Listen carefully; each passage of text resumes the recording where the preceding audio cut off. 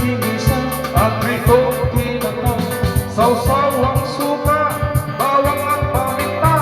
Ganyan ang almusal na nakakagana.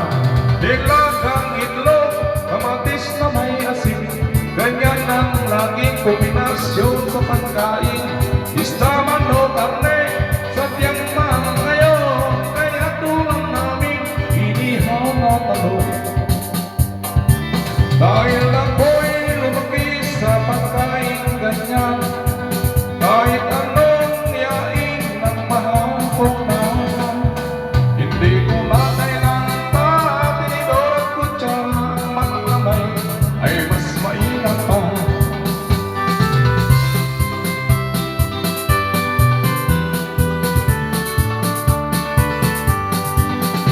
Sardinas na manghang inutang lang sa tindahan, manipis na pandesal sa kape sinasawsaw. Presyo ng biliin kung hindi mo makaya, dapat kang magtsaka sa tuyo at tinapa.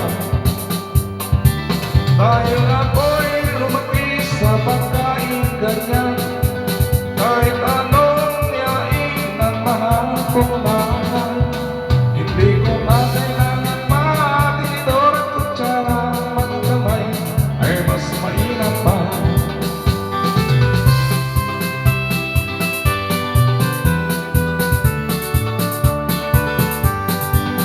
Ngunit bakit kayo marami nang nagbago? Pagkain na nasasal, di na yata uso. Merong nagtitipid, hindi nagkakape, at kung manangali, bandang alas 12. Dahil ako'y lumaki sa pagkain ganyan, kahit anong yain ng mahapong naman, hindi ko na kailangan pa